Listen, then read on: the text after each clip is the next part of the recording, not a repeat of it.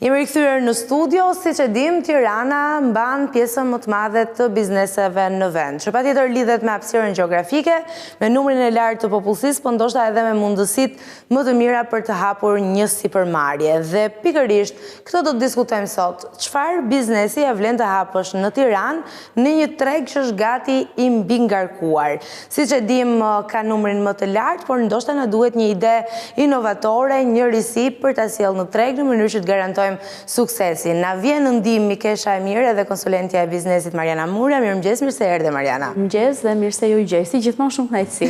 Kënaqësi edhe për ne, aq më tepër kur jemi për këshilla të tilla të vlefshme, se e dim pjesa më e madhe sot duan të kenë sipërmarrjen e tyre, sidomos Gen Z. Nuk e di nëse e ke ndjerë edhe ti këtë tendencë. Po, patjetër.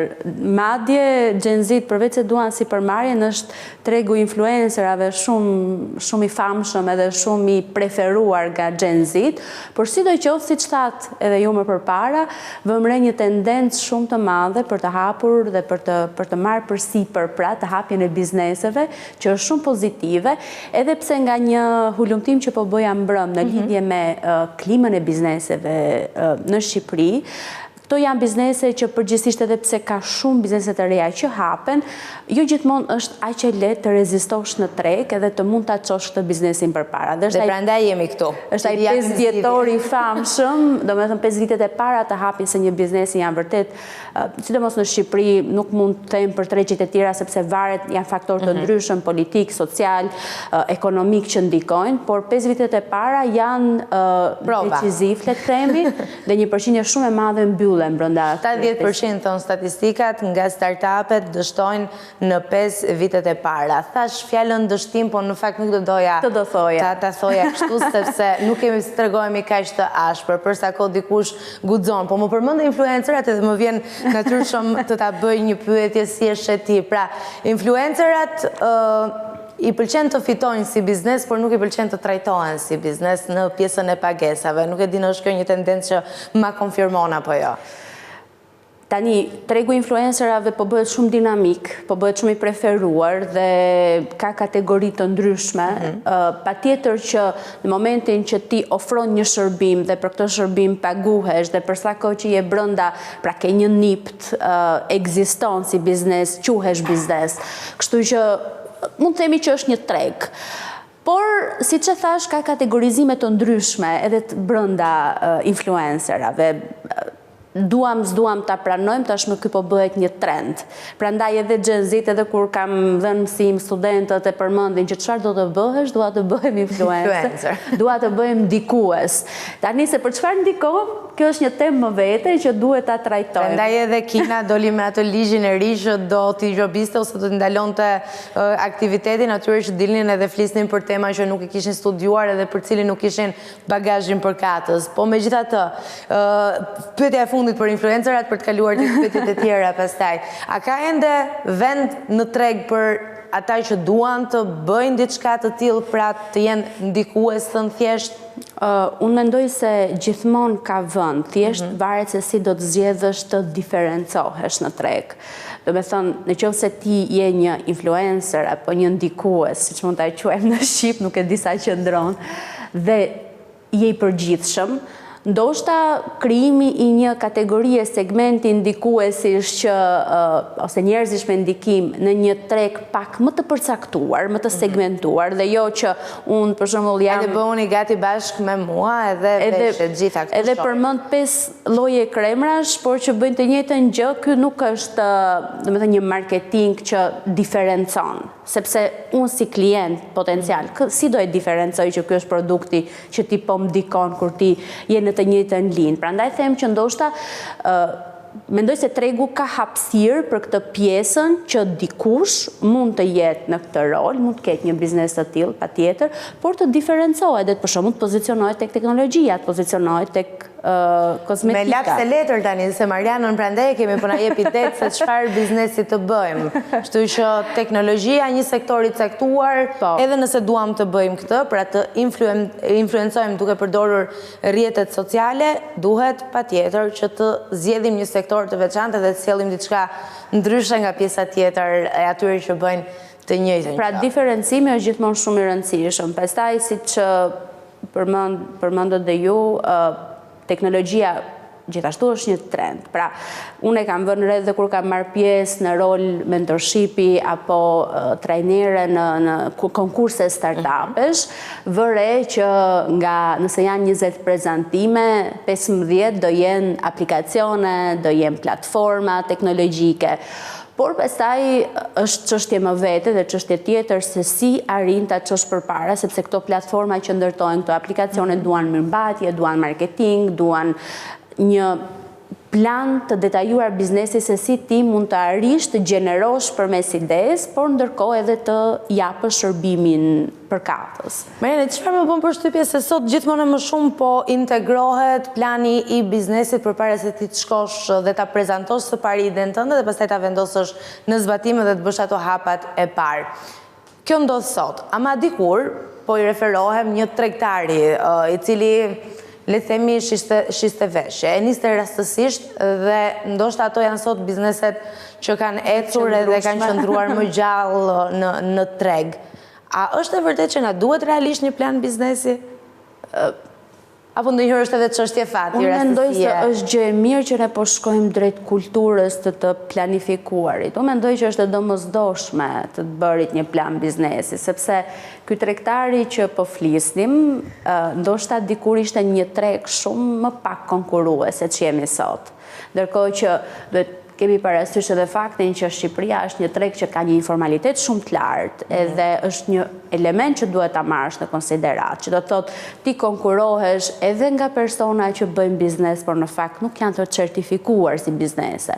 Por është një konkurrencë që duhet marrë në konsiderat. Që po flasim për dy kohë të ndryshme, dhe në këtë kohë ne duhet të dallohemi nga gjithë ta biznese që janë në kryeqytet, po edhe në qytetet të tjera të vendit, po Tirana vërtet zë hapësirën më të madhe dhe nuk di në ka ende vend për të dalluar nga pjesa tjetër. Mendoj që kur starton një biznes, unë e kam përjetuar këtë dhe si fazë në momentin që e fillova ta jap shërbimin e konsulencës si biznes, gjithmonë ka një plan. Kjo nuk do të thotë që ti do i qëndrosh atij plani. Ky plani duhet të ti rikthehesh, ta përditësosh, ti shtosh, ti heqësh.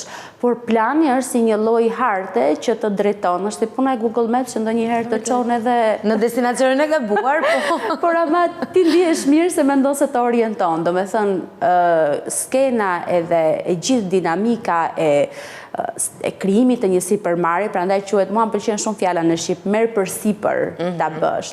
Ka shumë riskje, ka shumë gjëra që të dalin rrugës që ti nuk i konsideron, nuk i merr dot në konsiderat, sepse dhe individi që merr përsipër të ngrej një biznes dhe ta ndërtoj atë, ndryshon përgjatë këtij rrugtimi. I duhet përshtatet dhe një nga sfidat më të mëdha gjithmonë, edhe nga çfarë shoh nga klientët e mi me të cilët operoj, është vështirësia e të marrit me njerëz, domethënë ti duhet të fillosh të menaxhosh njerëz. Nëse ekspertiza jote për shembull është në teknologji, është në marketing, në momentin që ti ndërton staf dhe ke 3 veta, 4 veta, 5 veta, duhet të merresh me këto njerëz dhe fillon edhe e lë pak më njanë ekspertizën tënde dhe duhet të fillosh të kuptosh se si të punosh me secilin prej tyre për t'i motivuar. Njerëzit lindin menaxhues të mirë apo bëhen edhe gjatë rrugës? Kjo është një pyetje shumë e famshme që është bërë gjithmonë në skenën e biznesit, në librat e biznesit, në shkollat e biznesit. Nuk mund ta përcaktosh. Mendoj që një person që e merr iniciativën të hap biznes ka profile të ndryshme, leadershipi, menaxhimi etj. Por patjetër që mëson shumë përgjatë rrugtimit. Domethënë, është një vijimësi që nuk ecën vetëm përpara, duhet kthehesh shumë herë mbrapa, të mësosh, të kuptosh, pastaj mund të implementosh atë çfarë mëson. Dhe siç e përmenda më përpara, të kuptosh se si duhet të menaxhosh njerëzit, si duhet i drejtosh ato, si duhet t'i ndihmosh ato të përshfaqin kapacitetin dhe potencialin e tyre, mendoj që është një nga gjërat më të vështira. Sepse pastaj potenciali i atyre njerëzve i shfaqur në formën më të mirë të mundshme do t'i shërbej sipërmarrjes përpara se t'i shërbej vetë atyre. Patjetër. Por nëse do të kishim tani një letër të bardhë, edhe një laps në dorë, laps edhe letër për të dhënë pikat kryesore që ne duhet të bëjmë në një plan biznesi, nga t'ja nisim? Studimi i tregut. Çfarë do thotë studimi i tregut? Për shembull, marr rastin e Shqipërisë. nuk do të thot pa tjetër që një ide inovatore është një ide që nuk është bërë asnjëherë më përpara. Okej. Dhe një gabim që mendoj se e bëjmë shpesh kur fillojmë edhe hulumtojmë se çfarë ideje të re mund të sjellim biznesi, është se nisemi nga dëshirat tona personale dhe harrojmë të studiojmë pikërisht atë të studiojmë njerëzit, nevojën, çfarë pëlqen njerëzit, me çfarë janë të lidhur njerëzit, si do e blejnë këtë shërbimin, pra komplet sjelljet konsumatore në tregun ku ti do të operosh. Që është një shkencë më vete sjellja konsumatores. Për shembull, patjetër, është, domethënë ka studime më vete që bëhen vetëm për këtë gjë dhe pastaj implementohen përmes marketingut në mënyrë që të gjenerojnë shitje. Për shembull, Shqipëria, ne e dim tani, diku më pak, diku më shumë se statistikat që publikohen, duke marrë parasysh atë margjin e gabimit që është edhe normal deri diku. Ne e dim që turizmi tani është në një fazë që po rritet, po zhvillohet, njerëzit, turistët vinë, janë kurioz, sepse dhe sidomos vinë nga këto vende të cilat janë shumë të zhvilluara dhe këto duan të shohin diçka ndryshe, domethënë, jo domosdoshmërisht presin atë luksin edhe ju pëlqen natyra, ju pëlqen të bëjnë hiking, ju pëlqen të ngjisin malet, ju pëlqen. Dhe kjo është një indicje që ti duhet ta marrë, është një ngacmim që duhet të shkoj tek personat të cilët duan të ndërtojnë. Pra, dikush që vjen nga Amerika nuk ka detyrimisht nevojë të shkojë në një restorant luksi, po ka nevojë të shkojë në një restorant që ofron kuzhinë tradicionale. Dhe prandaj kohët e fundit janë shtuar shumë iniciativa të hapjes së bujtinave shumë inovatore. Për shembull, unë javën e kaluar isha në Korçë, edhe rrugës kur po kthehesha po shihja një bujtinë, por që ishte e bërë me komplet xham, domethënë ishin si kapsula xhami, dhe kishin përpara natyrë, liqen, bënin dhe ca ture me kuaj. Domethënë, këto janë forma inovatore të turizmit dhe të huajt vinë për këtë, sepse ndërtesa shohin atje ku janë për ditë edhe ndoshta shumë të sistemuara, shumë të ekuilibruara në raportin pra. Nëse do donin infrastrukturën e lartë këto ndërtesa nga cila do shkonin në Arabi, nuk do vinë në Shqipëri. Pikërisht, domethënë e kam fjalën që duhet, këto janë indicie që të jep tregu për të kuptuar se ku po shkon trendi dhe ne kemi shumë punë për të bërë në fushën e shërbimeve. Domethënë, nëse më përpara kamarieri shihej që ti je kamarier, okej, ti po bën kamarieri, nuk vlerësohej shumë, nuk respektohej.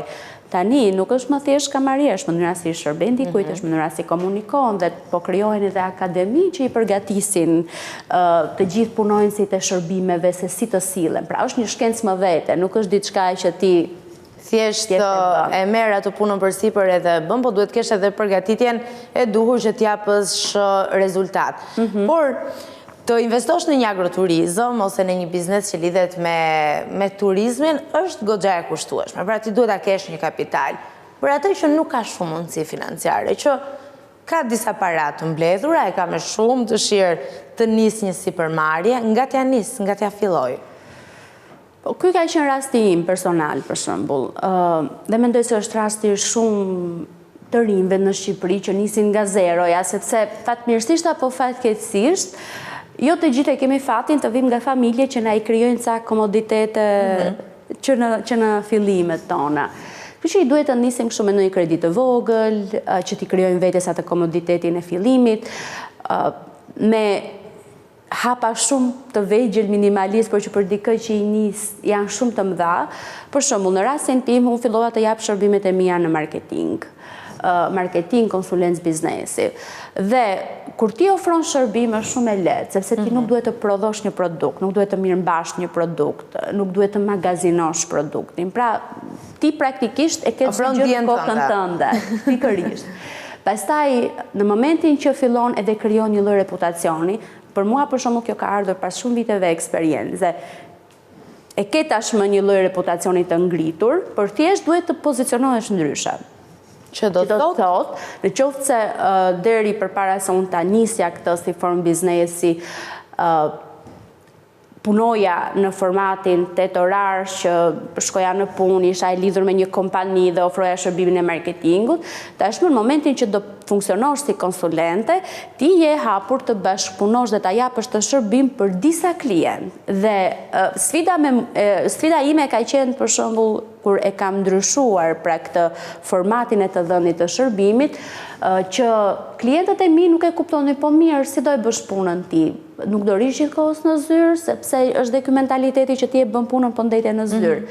Dhe sfida, përveç pjesës monetare, pastaj që prap, kur kalon si biznes, ti nuk ke më një rrogë që e merr në fund të muajit dhe ti ofron shërbimin dhe do të paguash për shërbimin që ofron në periudhën X që vendos me klientin. Dhe sfida ka qenë dhe të edukoj një farë mënyre klientët e mi që të kuptojnë këtë format pune. Por, ajo që do të thoja është që në momentin që nis dhe starton, në qoftë se buxhetet janë të ulta, vazhdo me një shërbim që ti ndihesh shumë kompetent për ta dhënë. Dhe edhe kur keni një ide të mirë, në qoftë se mund të merrni një kredi të vogël, sepse bankat por edhe grante të ndryshme që jepen nga shteti, nga iniciativa të ndryshme europiane që janë bërë për të stimuluar dhe nxitur të rinjt në Shqipëri për të startuar, për të nisur bizneset të reja. Kjo është pjesë e marrjes së informacionit se çfarë ofron tregu që ti të sjellësh idenë përkatëse dhe të mund ta fillosh.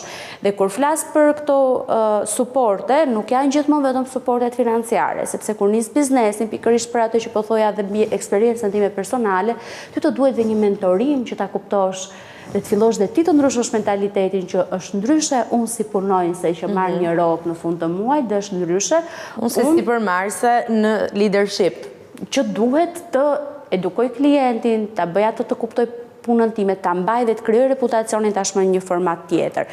Dhe kemi nevojë për mentor, Viola, nuk është term shumë i njohur në Shqipëri, por realisht është shumë vendimtar. Kjo vjen nga mungesa e mentorimit. Pra, nuk kemi ne profesionistët të fusha apo kultura, se ne nuk e pranojmë dot që dikush na tregoj çfarë duhet bëjmë dhe si ta bëjmë. Një mentor mund të jetë dhe një koleg shumë i mirë që ka shumë vite eksperiencë dhe ti shkon dhe i thua, dua të më mentorosh, të më drejtosh.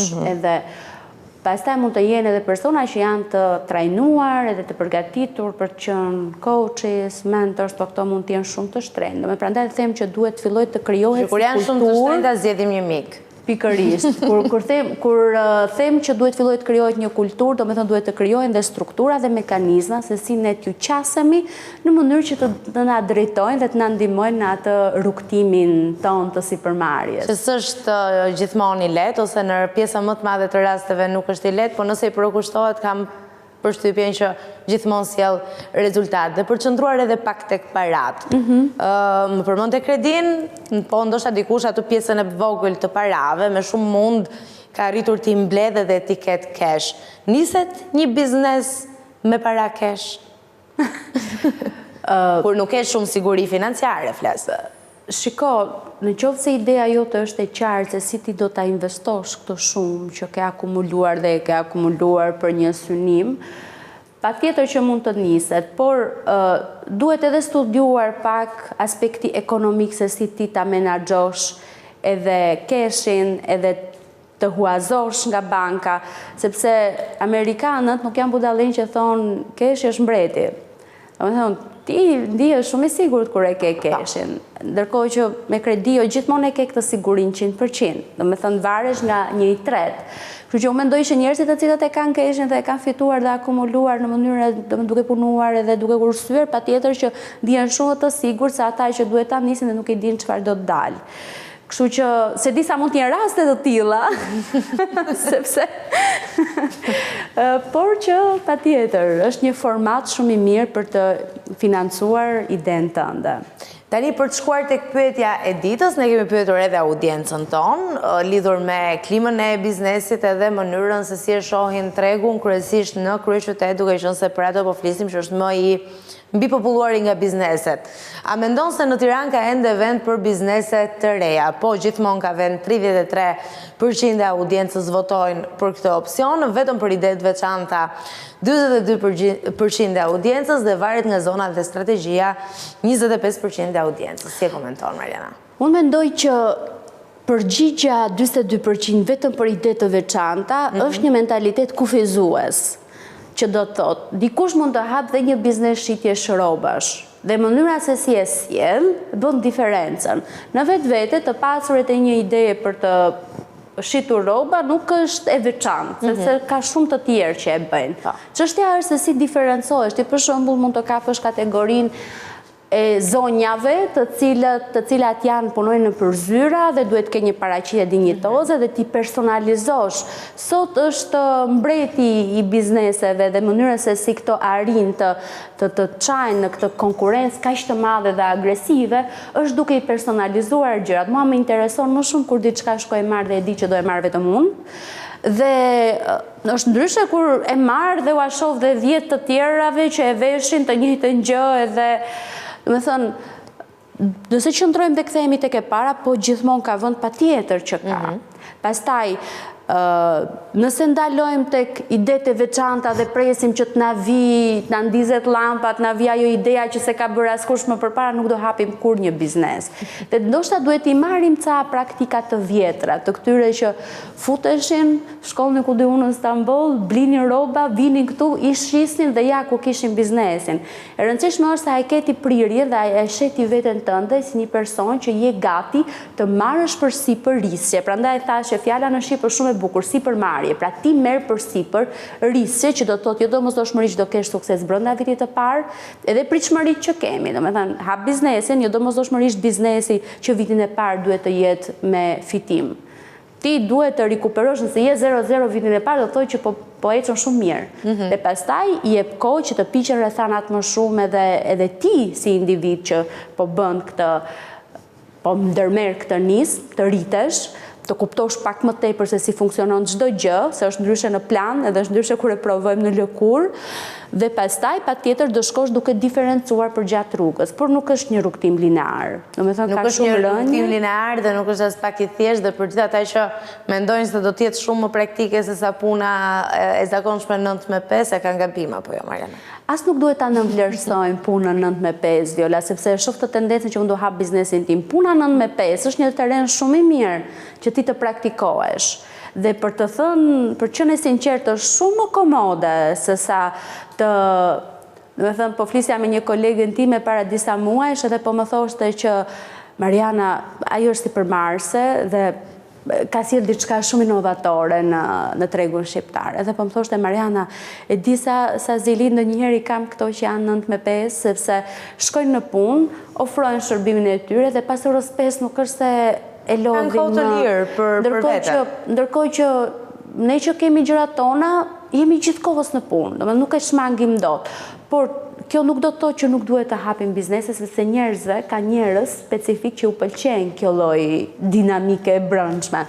Çështja është që merrni eksperiencë nga kjo puna 9-5. Nëse ke një ide shumë interesante që kur je në të 20-tat edhe mënyra si e prezanton, dhe mënyra se si qëndron, dhe mënyra se si kërkon fonde për idenë, ndoshta është pak më ndryshe se sa kur ti je 27 dhe ke punuar me kolegë të ndryshëm, ke mësuar disiplinën në këtë orarin 9-5, se shumë të rinë sot mendoj që u pëlqen sipërmarrje dhe se mendoj se janë më të lirë. Do fle pak më gjatë në mëngjes. Por nuk është kështu. E nis ditën kur dua unë. Kështu që duhet jenë të balancuara gjërat dhe duhet të dimë t'i vlerësojmë kur i kemi edhe punët që janë tetorashe, kanë shumë element që ti mund të mësosh për gjatë rrugës që pastaj nesër ti implementosh në biznesin tënd, pse jo. Mariana, unë falenderoj shumë për bisedën edhe kam përshtypjen që i kemi ardhur në ndihmë të gjithë atyre që mendojnë të hapin një sipërmarrje, duke i dhënë patjetër këto informacione të rëndësishme, se jo gjithmonë siç edhe ti e theksove, është e rëndësishme të sjellësh diçka që tregu se ka parë më herët, e rëndësishme është se si e sjell edhe në qoftë ideja më tradicionale. Shumë e vërtet. Faleminderit Viola, gjithmonë kënaqësi të flasim për tema të tilla.